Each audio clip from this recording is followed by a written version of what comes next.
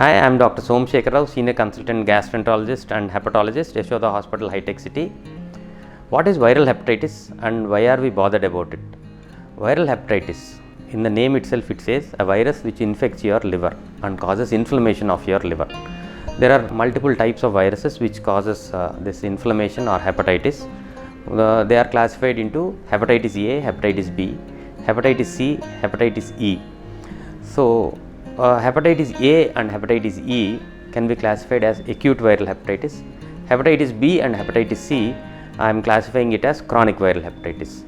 Acute viral hepatitis like hepatitis A and hepatitis E are acquired by contaminated food and water, and they cause yellowish discoloration of eyes and urine and low grade fever, generalized weakness. It's like a viral prodrome, a viral infection which comes and causes jaundice and subsides on its own without any treatment.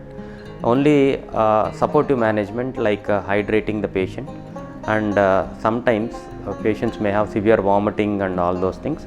So these patients very rarely they may require hospitalization for IV fluids, but most of the time, 99% of the time, it is a self-limiting disorder. Very rarely hepatitis A and hepatitis E can progress to acute liver failure. So we monitor these patients very closely till the jaundice comes down, and 99% of the patients will never require any other treatment other than supportive management. The second entity what we are talking here is a chronic viral hepatitis. Hepatitis B and hepatitis C. Hepatitis B is diagnosed by a test called HBsAg, and hepatitis C is diagnosed by a test called anti-HCV. These are the viruses which can enter your body, and they stay in your liver for prolonged period of time, and they slowly damage your liver over a period of time. They can cause cirrhosis of liver and liver cancer also.